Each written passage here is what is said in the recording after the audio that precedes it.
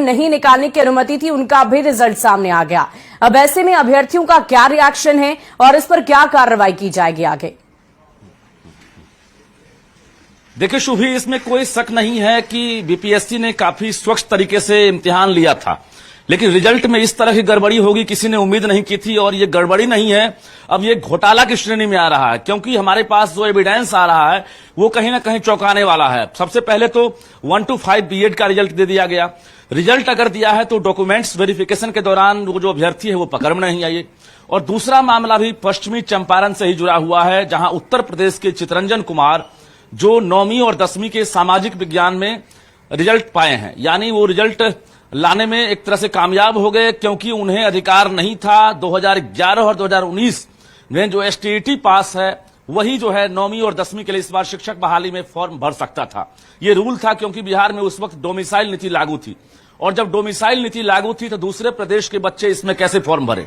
अब रही बात फॉर्म भरने के बाद, न तो उसका फॉर्म रिजेक्ट किया गया चितरंजन कुमार का, और उसके साथ साथ जब बीपीएससी ने वेरिफिकेशन किया उस वक्त भी ये चितरंजन कुमार पकड़ में नहीं आया कि सामाजिक विज्ञान का जो अभ्यर्थी एसटीईटी का सर्टिफिकेट दिखा रहा है ये फर्जी है या सही है। अब इसके बाद रिजल्ट जारी हो गया। रिजल्ट के बाद पश्चिमी चंपारण में इसने डीवी भी करा लिया, डॉक्यूमेंट्स वेरिफिकेशन भी हो गया, और यहां पर भी सफलता हासिल कर ली इसने। और इसके बाद इसे बतौर ट्रेनिंग के लिए लेटर भी दे दिया गया। इससे बड़ी हैरानी क्या होगी कि जब अयोग्य अभ्यर्थी, फर्जी अभ्यर्थी जब सफलता हासिल कर रहे हैं और पूरा विभाग, शिक्षा विभाग, बीपीएससी मौन है, तो निश्चित रूप से सवाल है, और सवाल कई है।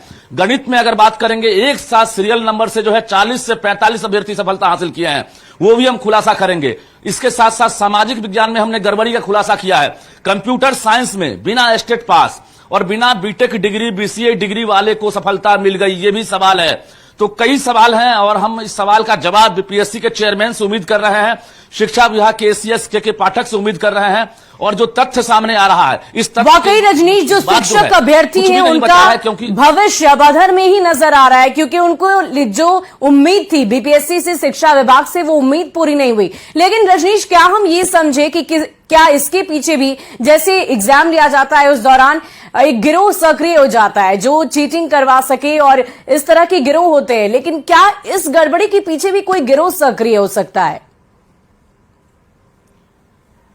बिल्कुल गिरोह सक्रिय होगा, आपने सही कहा। और हम बता दें आपको कि शिक्षा विभाग ने यह इशारा दिया था कि डॉक्यूमेंट्स वेरिफिकेशन के दौरान आयोग ने भी कहा था कि वैसे अभ्यर्थी पकड़ में आएंगे, लेकिन अब तक कहीं से भी कोई गिरफ्तारी की खबर नहीं आई है, ना ही डॉक्यूमेंट्स वेरिफिकेशन के दौरान रिजेक्शन की खबर आ रही है।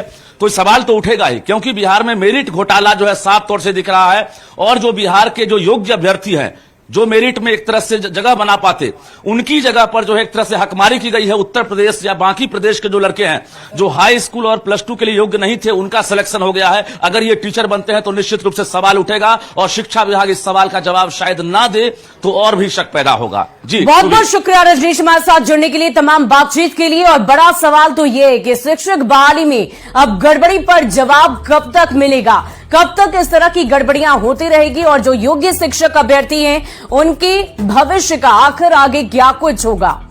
तो सवाल कई हैं, और देखना होगा कि बीपीएससी और शिक्षा विभाग की तरफ से कब तक इस सवाल का जवाब मिलता है। और देखिए, शिक्षा